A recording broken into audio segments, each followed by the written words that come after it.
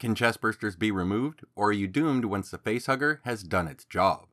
So far, there have been no successful chestburster removals in the films. Ripley 8 had one removed in Alien Resurrection, but she's not entirely human. And what Elizabeth Shaw had removed in Prometheus, the trilobite, wasn't technically a burster. However, there have been several examples of chestburster removal from the expanded universe that we can examine, and then we'll take a look at a pathogen-based cure from the Alien role-playing game that has a 95% chance to save your life, and a 5% chance at a fate that is even worse than birthing a chestburster. In Alien 3, in the year 2179, Ellen Ripley would become infected with the Queen Chestburster, and it would be sought after by Weyland-Yutani, who would place Michael Bishop in charge of capturing it. Sent to take advantage of Ripley's relationship with the Bishop synthetic on LV-426, Michael would ultimately fail in his retrieval, with Ellen taking the alien to her death as she fell into the flames of the furnace below. To gain her confidence, he told her that he meant to kill the alien inside of her, and that he would take her home. "We've got to take it out of you. We can't allow it to live. Everything we know would be in jeopardy." According to his surgeon, the operation would be quick and painless, with only a couple incisions, and she'd be out in 2 hours. It sounds like a routine operation, but we'll never know if he was lying about being able to perform it. In the game Aliens Colonial Marines, which is also set in the year 2179, we learn from a Weyland-Yutani surgeon that the embryo will extract fluid and nutrients from the host to construct a placenta, but it's not like a human's. The placenta is like a weed, rooting itself into every organ in the chest cavity. Even if you could surgically remove the embryo, the placenta is like a cancer. Your organs will begin shutting down one by one, and then you just die.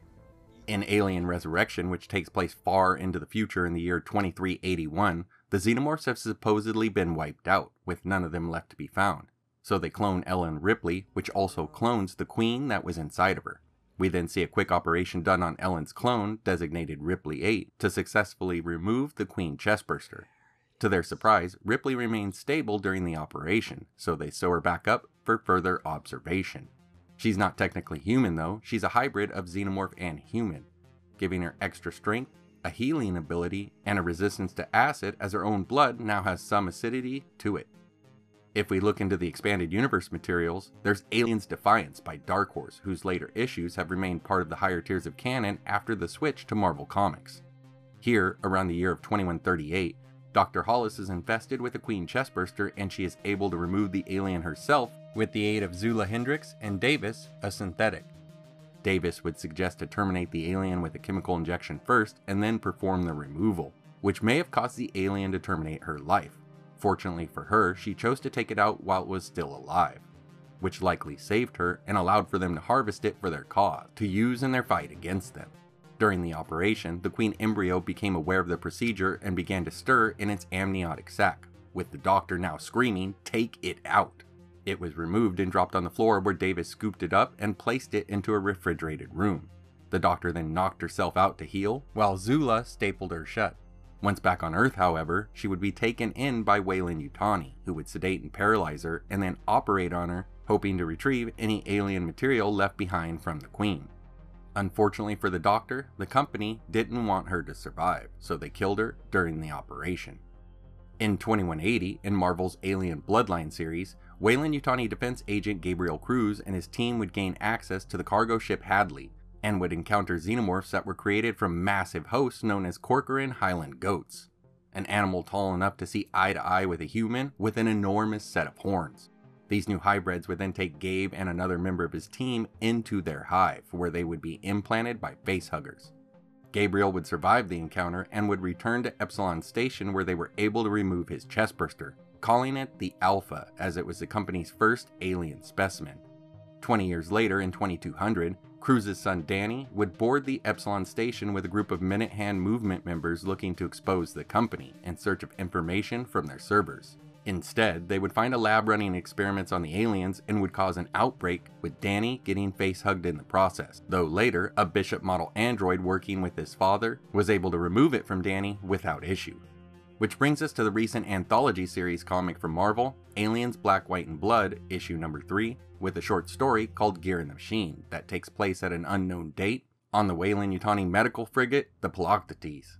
On board, we meet a pair of surgeons whose main job is to remove chestbursters from hosts. And from the looks of it, this is what they primarily do for their job. One of them notes while working that they seem to be using X-27 specimen containers, and that they are older models that have a nasty habit of cycling the cryogas improperly, allowing the specimen to thaw out. But she is told to focus on their work instead of worrying.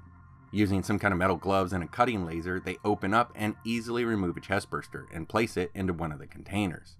But when they go to store it away, they notice that one of the tanks did fail, and the host has thawed out and its burster has escaped. And before they can leave, the now grown alien kills them both. There is also a natural way to remove chestbursters that is found in the novel Alien's Phalanx, where hosts who have eaten the bitter leaves of the caminus bush are given a chance at survival when their chestbursters suddenly stop developing and slowly die, though the host is at risk of choking as the creature is vomited up.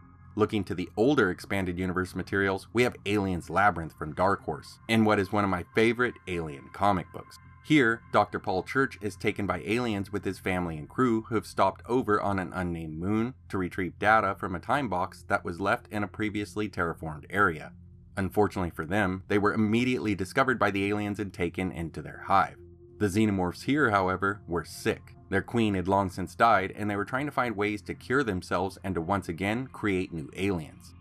Paul would be the only one to escape, but not before the aliens would use a sickened facehugger to implant him. Luckily for him, the chestburster had died inside of him, and he was able to perform a 7-hour operation on himself with the aid of the ship's robotic arms to remove the dead creature. The comic then picks back up 32 years later, where he's healthy and appears to be disease-free, yet quite insane. The trilobite from Prometheus is not a chestburster and functions more like a facehugger, but like a burster, it grew inside of Elizabeth Shaw, so I still wanted to mention it. It would be removed by Weyland's med pod, and Shaw would later die at the hands of David as part of his experiments with the engineers, the neomorphs, and the pathogen, so it is unknown if the trilobite's incubation had any ill effects on her. Which brings us to a cure for both xenomorph and neomorph bursters called the 26 Draconis strain, a variant on the pathogen created by Weyland-Yutani in 2183 on the USCSS Cronus. The altered pathogen would halt development of the bursters, turning them into inert benign tumors. However, the cure would have a 95% success rate, and when it failed, it would have terrible consequences. With a neomorph, failure would turn the host into an abomination, and when it failed with xenomorphs, it would modify the host DNA, creating the xenomorph body burster AB type variant, where the pathogen acts like a bridge between the host DNA and the alien, resequencing them together so that the host undergoes a subdermal skeletal and muscular transformation into a body burster that rips its way out of their own skin. On a lighter note, there are crossovers like Superman vs. Aliens and Judge Dredd vs. Aliens with their own interesting removals of chestbursters. For Superman vs. Aliens, Superman is weakened after his exposure to the sun is cut off and he becomes infested by a chestburster. But before it can break free, he is able to charge up his powers once more, and in a strange twist, he ingests the burster, burping up a cloud of acid. In Judge Dredd's comic, Judge Brubaker is implanted, and though they open him up to remove it, both he and the surgeon die during its retrieval. But with Dredd and Sanchez, they both have enough time and their bursters are taken out with no ill effects on either host. So it would appear that at least in the expanded universe, that Weyland-Yutani was able to begin removing chestbursters from hosts around the year 2180, right after the events of Aliens and Alien 3 in 2179. There was the removal in Defiance in 2138, but everything else is around that 2180 timeline, meaning that after the events on LV-426 and Fury 161, the company would gain access to massive amounts of xenomorphic materials.